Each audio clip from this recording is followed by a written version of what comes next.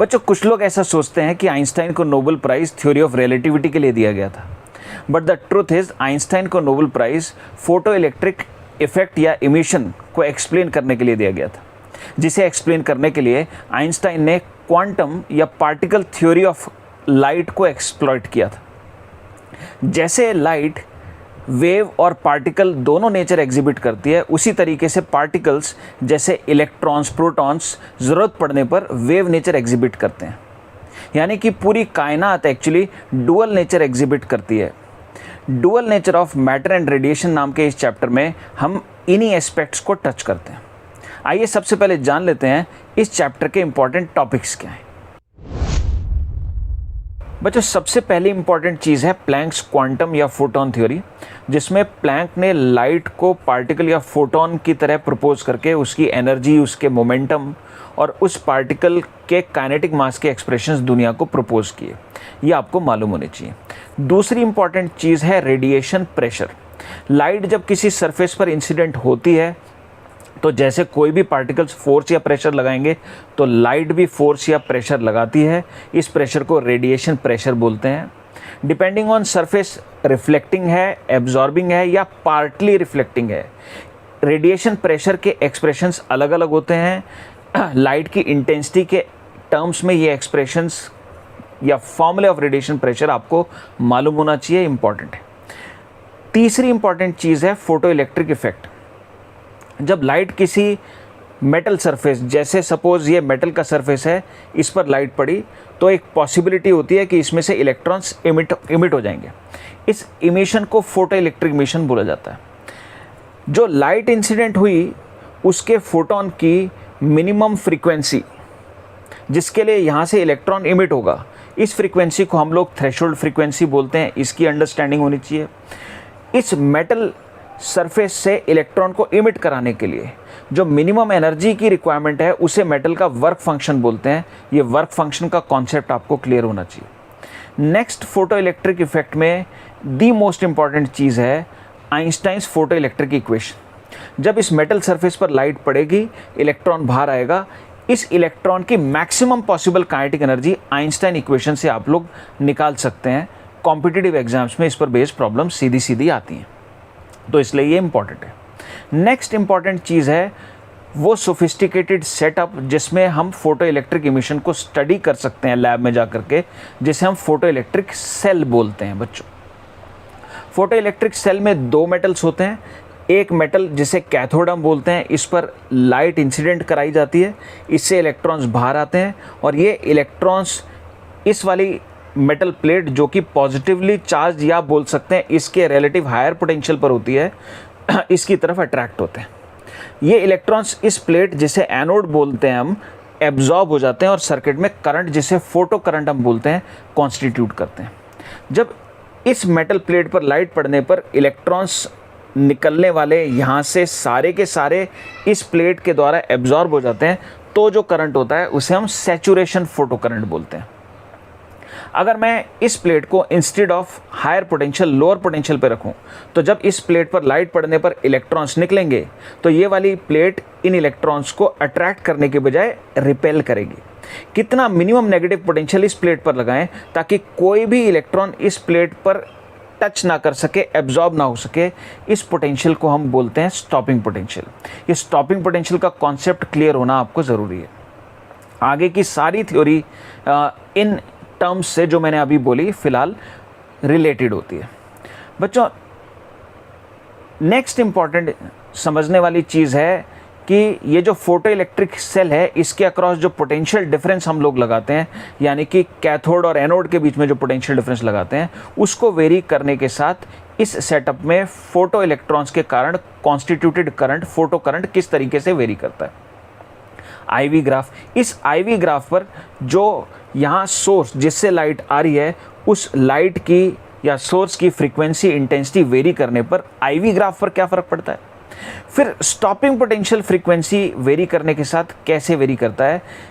ये जो set of graphs हैं इन पर बेस्ड बहुत सिंपल प्रॉब्लम्स कॉम्पिटिटिव एग्जाम में आती हैं। जो सोर्स लाइट का यूज़ करते हैं वो यूजुअली दो वैरायटी का हो सकता है, पॉइंट सोर्स, लाइन सोर्स। तो दोनों के ही केसेस में आपको इंटेंसिटी वर्सेस डिस्टेंस का रिलेशन मालूम होना चाहिए, तभी आप क्वेश्चंस फोटो इलेक्ट्रिक सेल वाले कर पाएंगे। बच्चों, नेक्स्ट इंपॉर्टेंट चीज़ है डी ब्रॉगली या मैटर वेव का कॉन्सेप्ट। इलेक्ट्रॉन, प्रोटॉन्स, सब एटॉमिक पार्टिकल्स देखा गया है कि वेव नेचर एग्जिबिट करते हैं कुछ सिचुएशंस में। उस वेव की वेवलेंथ, जिसे मैटर वेवलेंथ, डी ब्रॉगली के सजेस्टेड प्रपोज्ड फॉर्मूले की मदद से, जो कि lambda is equal to h/p होता है, इसकी मदद से आप निकाल सकते हैं। इस फॉर्मूले की अलग अलग फॉर्म्स आपको बुक्स में देखने को मिलेंगी, तो वो ध्यान से पढ़िएगा, इंपॉर्टेंट। एक स्टैंडर्ड क्वांटम फिजिक्स की प्रॉब्लम है जिसे particle in a box problem बोला जाता है। ये particle in a box problem भी आप तभी समझ पाएंगे जब आपको मैटर या डी ब्रॉगली वेव का कॉन्सेप्ट क्लियर होगा।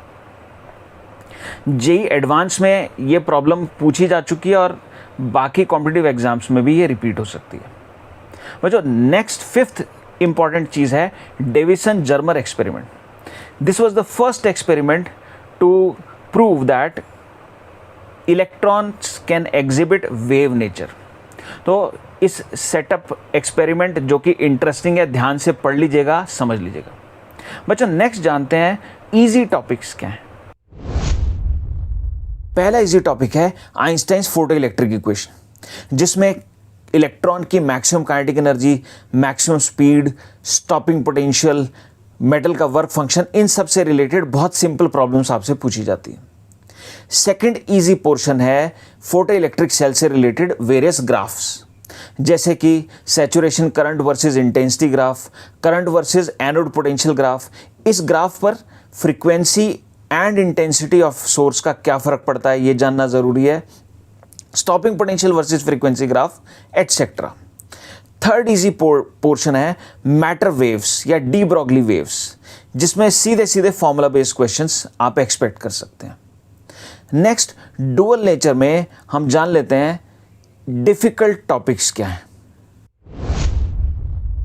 बच्चों, पहला डिफिकल्ट टॉपिक है photo electric emission with bichromatic and multichromatic light, जिसमें खासतौर पर अगर वेव के electric field, magnetic field component की इक्वेशंस दी हो rather than giving wavelength and frequency, तो बच्चे और कंफ्यूज हो जाते हैं क्योंकि इलेक्ट्रोमैग्नेटिक वेव ढंग से नहीं पढ़ा होता।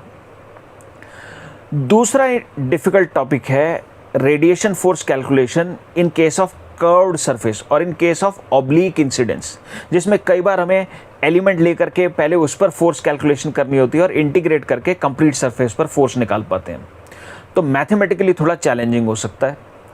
तीसरा डिफिकल्ट पार्ट है डेविसन जर्मर एक्सपेरिमेंट।